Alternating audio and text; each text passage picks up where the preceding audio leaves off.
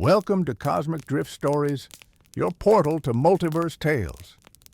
I'm your guide, dropping new adventures every Wednesday and Saturday. Subscribe to Join the Drift. Today, in 1895 Egypt, scavenger Elias Kane uncovers a mystical crystal in the key to the multiverse. As he explores parallel worlds, a guardian and a secret cult hunt him to save the unraveling dimensions. Will he succeed? Let's find out. Like, comment, and share your key's destination. Let's drift together. The Key to the Multiverse. Chapter 1. The Sands of Fate. The Egyptian desert sprawled beneath a merciless sun, its dunes rippling like golden waves frozen mid-crash. It was the spring of 1895, though time seemed a foreign concept out here, lost amid the relentless sands. Elias Kane trudged forward, his weathered boots sinking with each step, a tattered scarf flapping wildly in the dry wind. Ahead loomed a pyramid, its base half swallowed by the desert, its jagged peak piercing the sky like a broken fang. This was his destination, a gamble born from a crumbling journal he'd bartered for in Cairo's shadowed bazaars, a relic of yellowed parchment and faded ink, whispering of treasures beyond gold, beyond the mortal coil.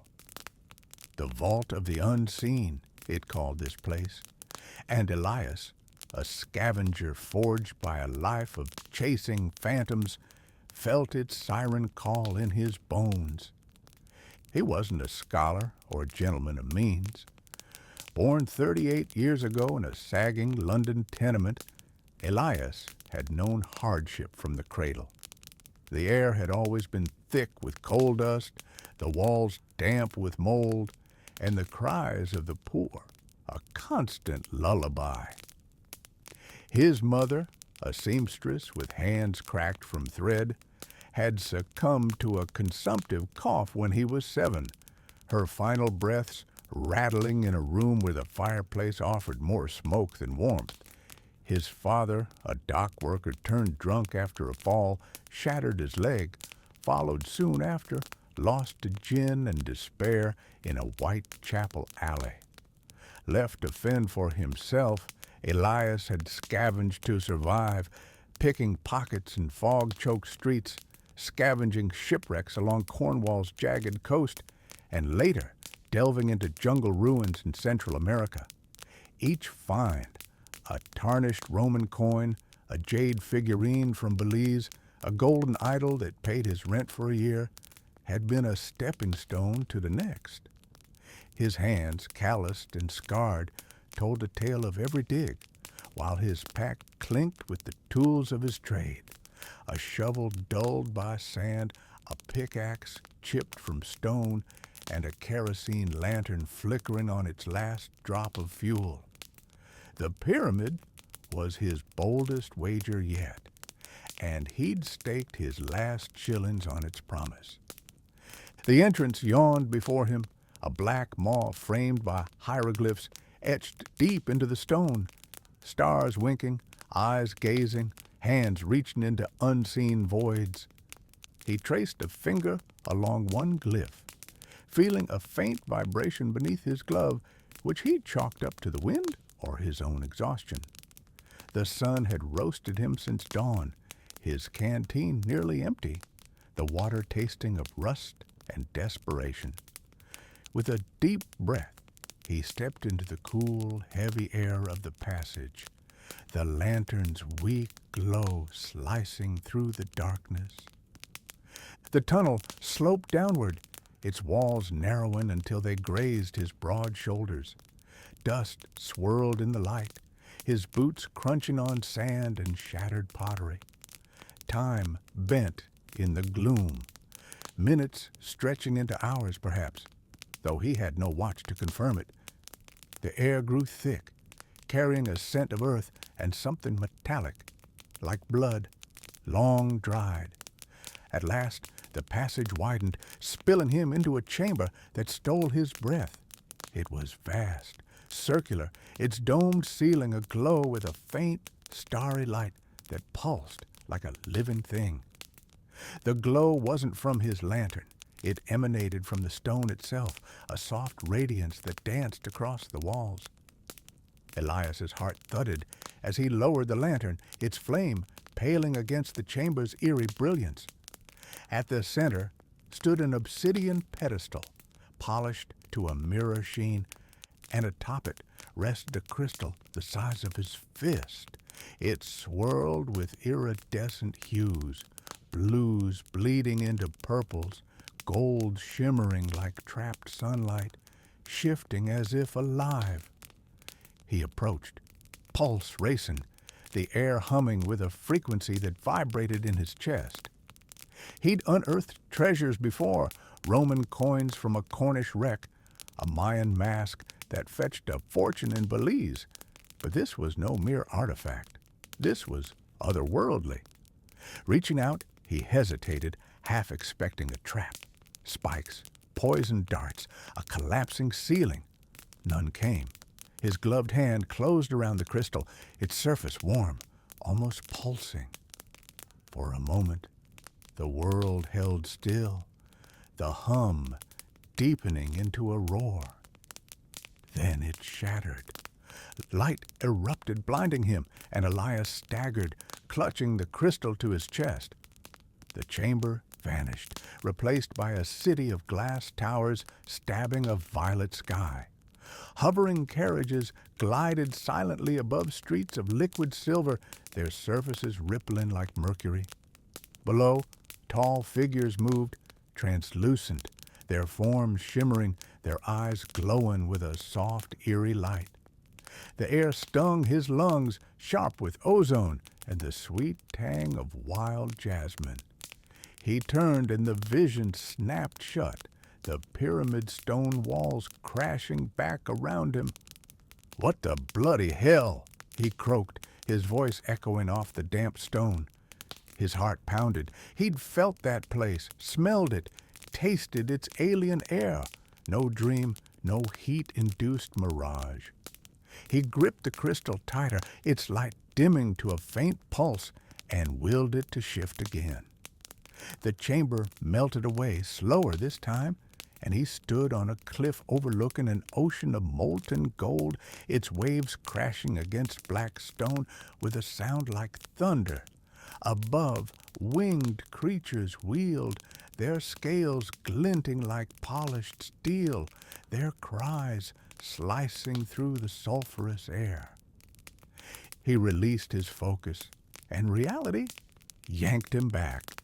Gasping, he slumped against the pedestal, the crystal rolling from his hand to clatter on the stone. It wasn't just a relic. It was a key, a window to worlds beyond. Parallel dimensions, he thought, recalling a tattered science fiction novel he'd once stolen from a London library, its pages filled with tales of alternate realities. The journal had been right. This was the vault of the unseen, and he'd claimed its heart. Chapter 2. The Weight of Wonder. Days bled into one another as Elias camped in the chamber, rigging a tarp from his pack and rationing his dwindling supplies. Stale bread, dried figs, and a sliver of cheese that had begun to sweat. The crystal became his obsession, bending to his will like a tuning fork. Each thought shaped its visions, and he began to explore them with a scavenger's curiosity. The first culture he encountered was the aerolith cities.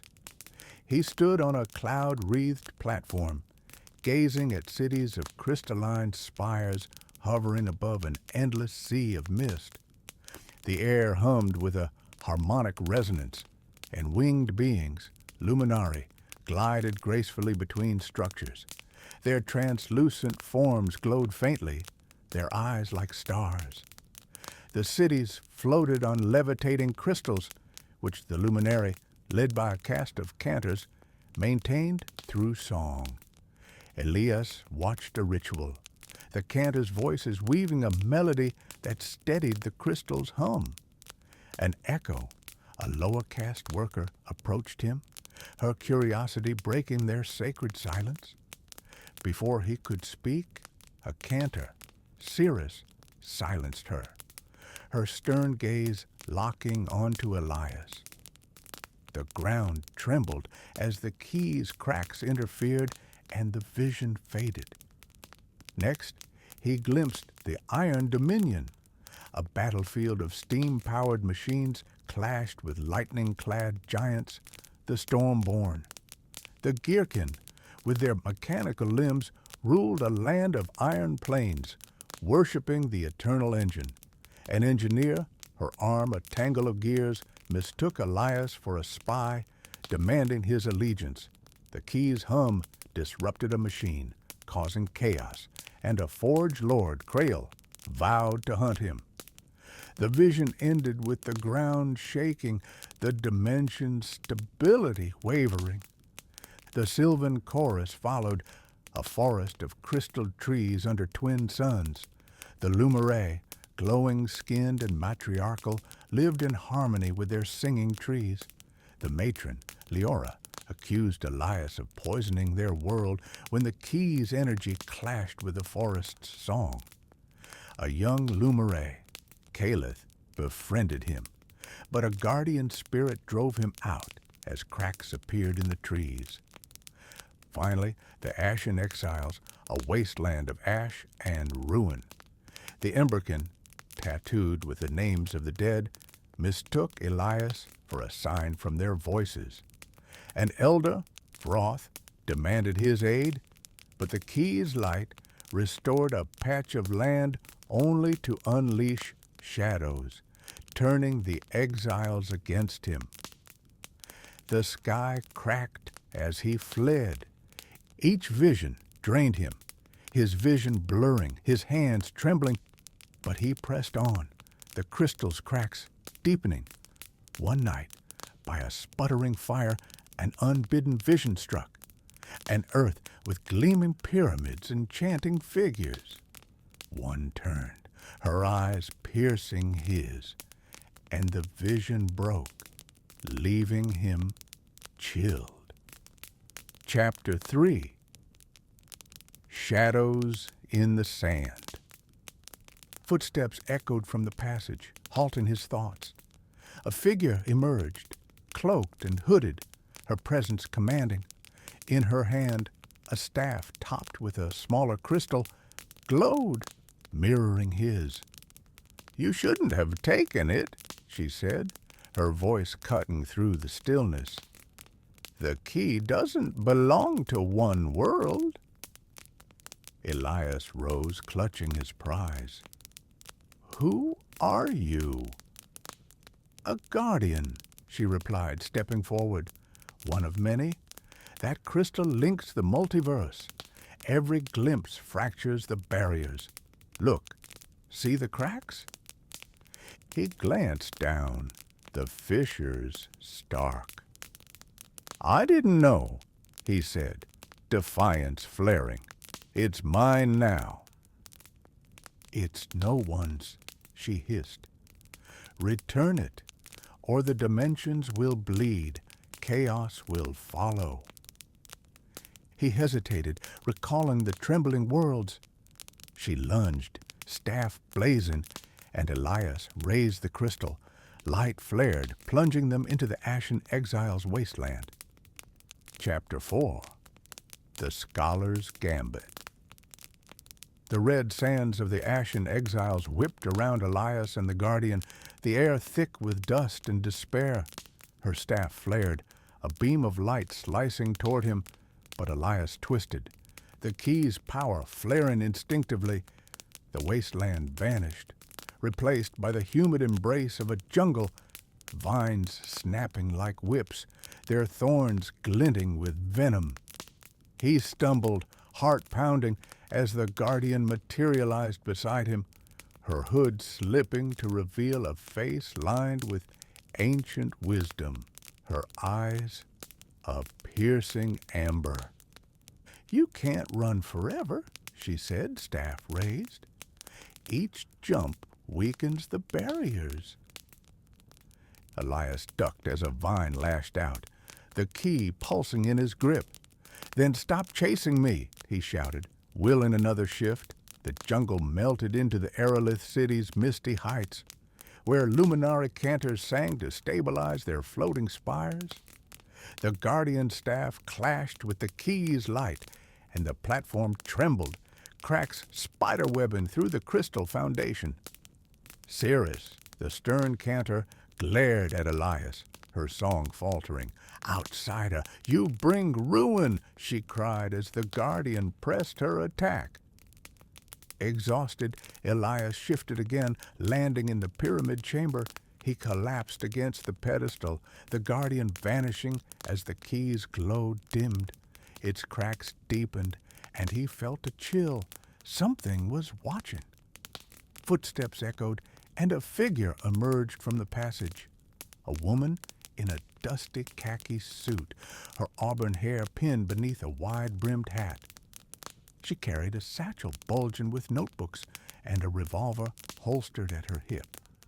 "Dr. Miriam Holt," she introduced herself, her voice crisp with a British accent.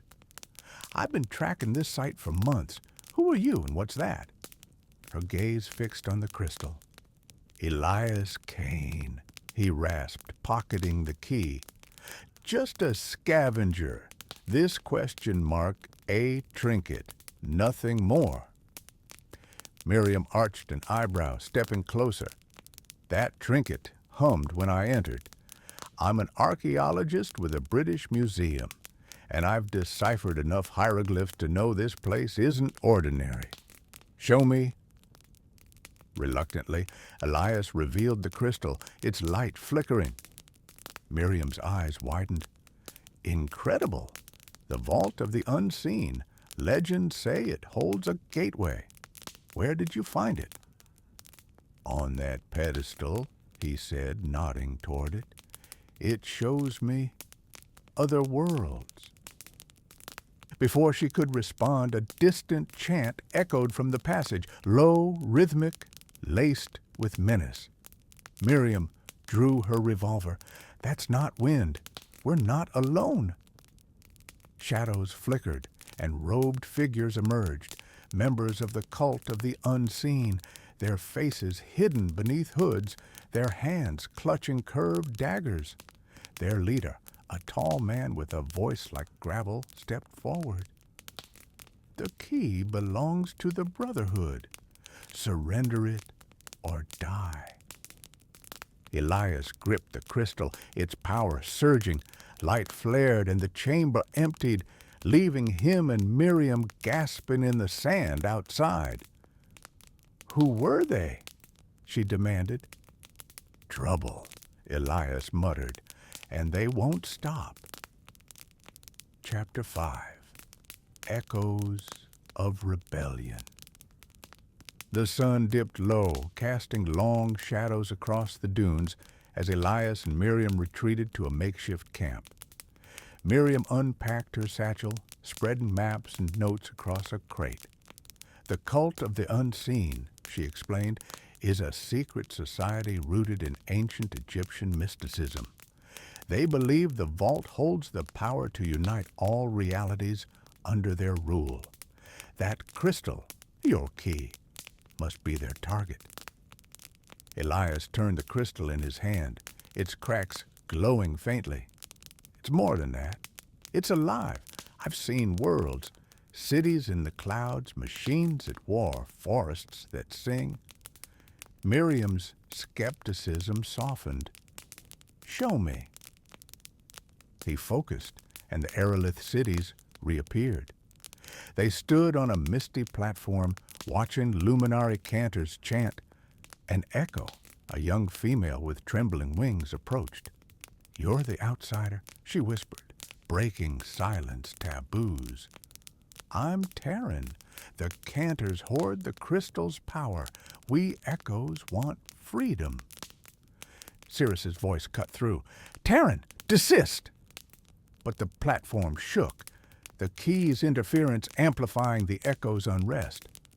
Terrence slipped Elias a shard of crystal. "Help us," she pleaded as the vision faded. Back in the camp, Miriam studied the shard. This could destabilize their society or ours. We need to understand the key's limits. But the cult's chants grew closer, their daggers glinting in the moonlight. Elias shifted again, landing in the Iron Dominion's battlefield. Gherkin machines clashed with storm-born giants, and an engineer, her mechanical arm sparking, seized him. "Spy!" she barked. Miriam fired her revolver, distracting the engineer, and Elias willed them to the sylvan chorus. Crystal trees sang under twin suns, and Caliph, a Lumere youth, greeted them. "You're back," she said. But Leora, the matron, summoned a guardian spirit, its form towering and wrathful. The key's cracks widened, and they fled to the pyramid. "The cult's onto us," Miriam said, reloading, "and that crystal's breaking. We can't keep running." Chapter 6. The fracture widens. Days passed in a tense standoff, the cult circling the pyramid like vultures. Elias and Miriam fortified their camp using crates and tarps, but the Guardian reappeared, her staff blazing. "The dimensions bleed," she warned. "Return the key, or all will fall." Elias refused, shifting to the Ashen Exiles. The wasteland's ash choked the air, and Elder Vroth mistook him for a savior.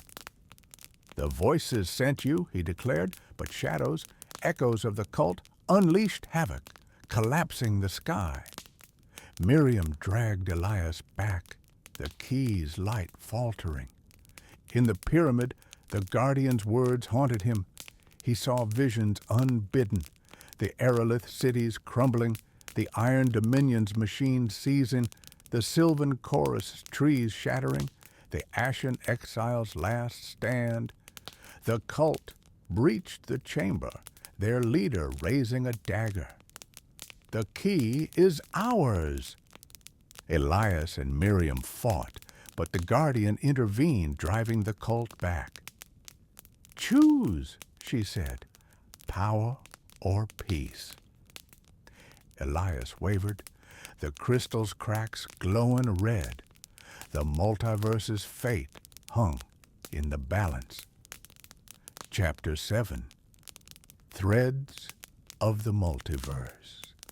The pyramid chamber trembled as the cult's leader retreated, his dagger clattering to the stone floor. The Guardian's amber eyes bore into Elias, her staff pulsing with restrained power. "You delay the inevitable," she said, her voice a low growl. "The key's fractures spread chaos. Return it, or I'll force your hand." Elias clutched the crystal, its red glowing cracks searing his palm. "I've seen wonders, worlds worth saving. I won't give it up." Beside him, Miriam reloaded her revolver, her jaw set. "We fight," she whispered. "Together." The Guardian lunged, and Elias willed the key to shift.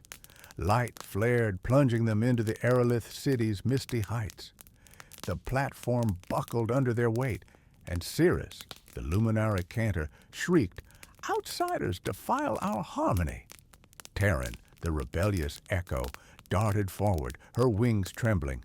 "Help us overthrow the cantors," she pleaded, pressing the crystal shard into Miriam's hand. The Guardian's staff clashed with the key, and the platform cracked, sending luminaries scattering. Elias shifted again, landing in the Iron Dominion's iron plains. Gherkin machines rumbled, and Krail, the Forge Lord, spotted them. "The Rift Bringer," he roared, his mechanical eye whirring.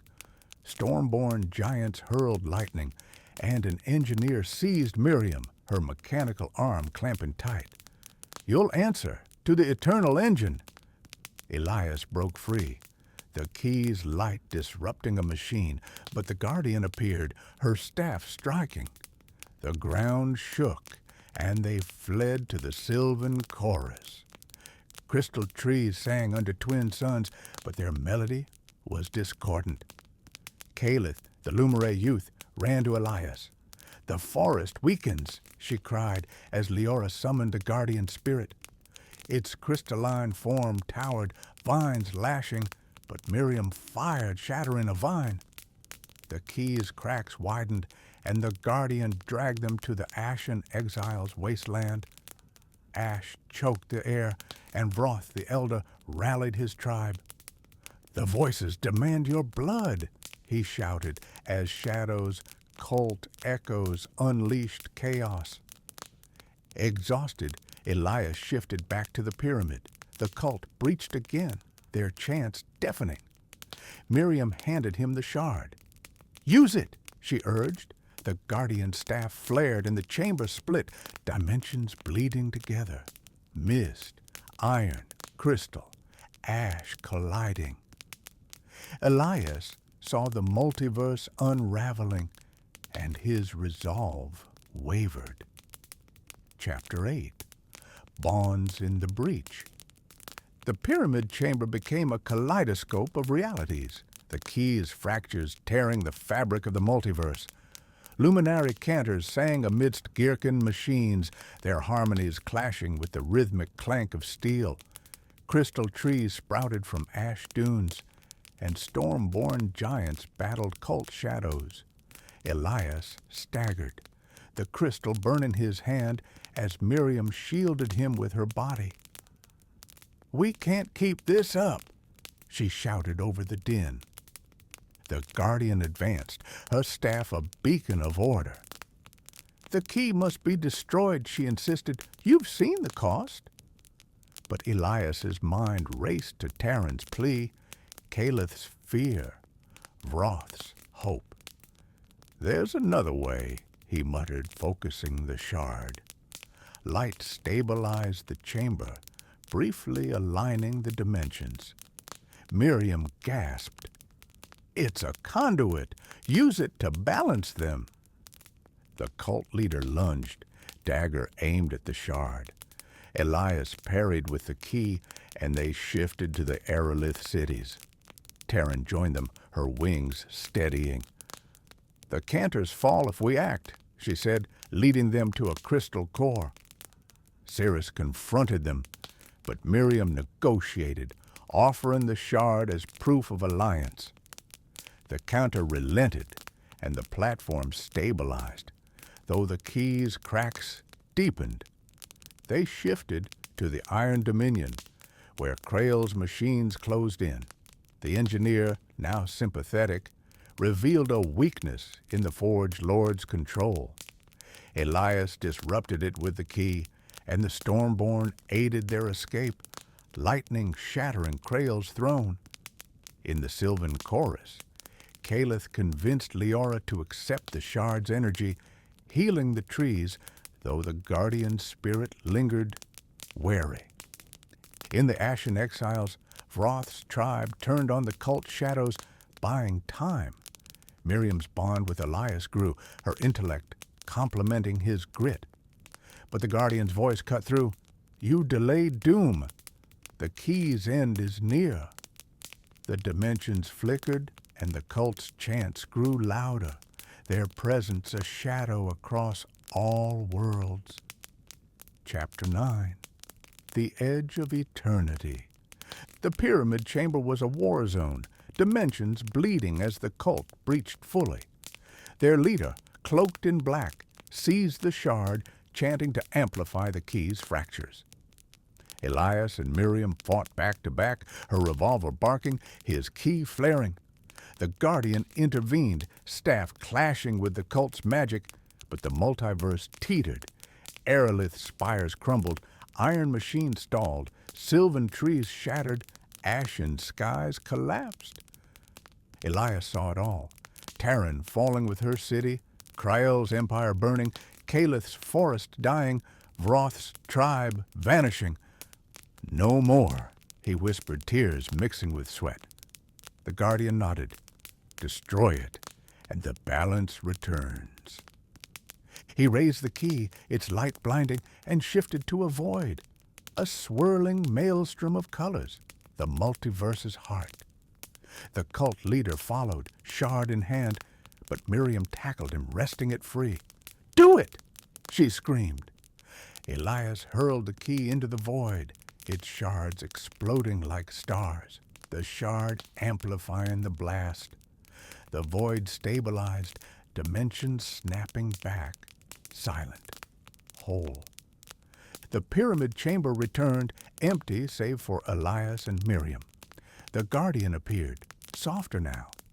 You chose well, she said, vanishing. The cult was gone, their leader's dagger, a lone relic. Elias slumped, the weight lifting, but memories lingered. Terran's hope, Calith's song, Vroth's defiance. Miriam touched his shoulder. We survived. But what now? He gazed at the dawn-gilded dunes. Back to scavenging, I suppose, but the multiverse, it's not done with me. Chapter 10. Echoes of the Fallen. The pyramid chamber lay silent, the air heavy with the fading hum of the key's demise. Elias slumped against the obsidian pedestal, his hands trembling from the void's recoil. The crystal shards had dissolved into the multiverse's heart, leaving only a faint shimmer on the stone. Miriam knelt beside him, her revolver still warm, her face etched with exhaustion and awe. We did it, she murmured, brushing dust from her khaki suit. The dimensions are stable, or so I hope. Elias nodded, but his mind replayed the void's chaos, Terran's fall, Krael's empire burning, Calith's forest shattering, Vroth's tribe vanishing. The weight of their sacrifices pressed on him, a scavenger turned unwilling savior. Stable or not, I saw them die, he said, voice rough, all because of me. Miriam squeezed his shoulder. You gave them a chance. Without you, the multiverse would have collapsed entirely. She stood, retrieved her satchel, and began sketching the pedestal, her archaeologist's instinct kicking in. We need to document this. The British Museum will want every detail. Before Elias could respond, a distant chant echoed from the passage, fainter but unmistakable. The cult of the unseen had survived. Shadows flickered, and their leader emerged, his cloak torn, the shard's energy crackling in his hand. You think you've won? He rasped, raising a dagger. The Brotherhood will reclaim the key's power. Elias lunged, but the leader shifted, dragging them into the Aerolith city's ruins. Mist swirled around shattered spires, and Terran's lifeless form lay among the debris. The leader chanted, the shard glowing, but Miriam fired, shattering his concentration. Elias tackled him, wresting the shard free, and the vision snapped back to the pyramid. The cult leader laughed, blood trickling from his lip. The vault remains. Will return. He collapsed, the shard's light fading. Miriam bound his hands with rope from her pack, her expression grim. We need to get out of here, she said. The cult won't stop, and neither will the Guardian if she thinks we've failed. Elias pocketed the shard, a faint hope flickering. Maybe it's not over. Maybe we can rebuild. Chapter 11. The Last Stand. Dawn broke over the dunes as Elias and Miriam emerged from the pyramid, the cult leader in tow. The desert stretched endlessly, but the air carried a strange resonance, echoes of the multiverse lingering. Miriam consulted her map, plotting a route to Cairo. "We'll hand him to the authorities," she said, "and report the site. But that shard, it's dangerous." Elias turned it in his hand, its glow muted but present. "It's a piece of the key. Maybe it can heal what's broken." Before he could test it, the ground shuddered, and the guardian appeared, her staff blazing. "The shard disrupts the balance," she warned. "Destroy it, or I will." "No!" Elias shouted, shifting them to the Iron Dominion's scarred plains. Krail's citadel smoldered, but Gherkin's survivors rallied, their engineer ally among them. "The Riftbringer lives," she called, aiding their escape from the Guardian's pursuit. They shifted to the Sylvan chorus, where Calith's forest regrew, her song weak but hopeful. Leora nodded to Elias. "The shard may restore us," she said, but the Guardian's staff struck, forcing another jump. In the ashen exile's wasteland, Vroth's tribe emerged from the ash, their tattoos glowing.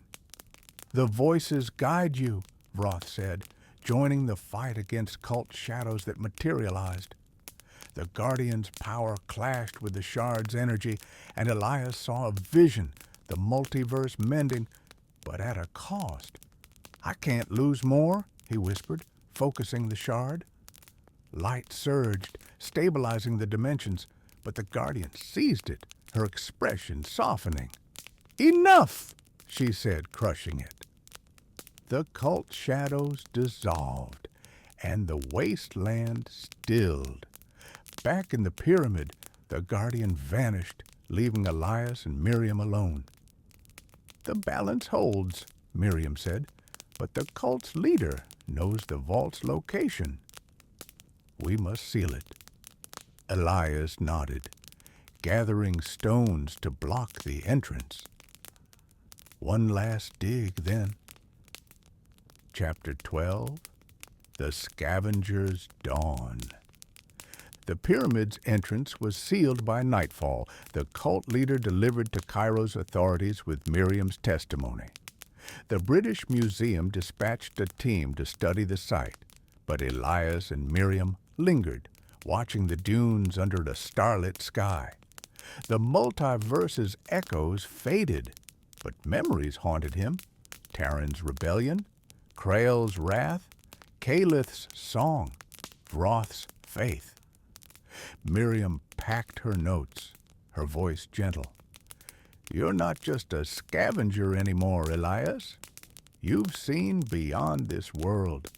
What will you do?" He shrugged, adjusting his pack. "Back to the wrecks and ruins, I suppose, but I feel it. Something's still out there." He touched the spot where the shard had been, a faint tingle remaining. A week later, in Cairo's bazaar, a merchant offered him a strange artifact, a small crystal fragment, its glow familiar. Elias's heart raced. "Where'd you get this?" he demanded. "Found it in the desert," the merchant said. "Old ruins, they say." Miriam joined him, her eyes narrowing. "The vault's influence lingers. We might need to investigate." Elias grinned, the scavenger's fire reigniting. One more journey, then, for them. The cult's remnants watched from the shadows, their chants a whisper on the wind. Epilogue. Whispers of the Cosmos. Months passed, and Elias returned to Cornwall's coast, scavenging shipwrecks with a new purpose. The fragment stayed with him, its glow a silent promise. Miriam wrote from London, her letters filled with theories about the multiverse. hinting at expeditions to other ancient sites. The British Museum classified the pyramid as a geological anomaly, but rumors spread of strange lights in the desert. One night, under a rare aurora, Elias held the fragment, and a vision flickered. A city of light on clouds, a voice calling his name. The multiverse wasn't done with him, and he knew the next drift awaited. As he packed his tools, the dunes whispered, and the stars seemed to wink.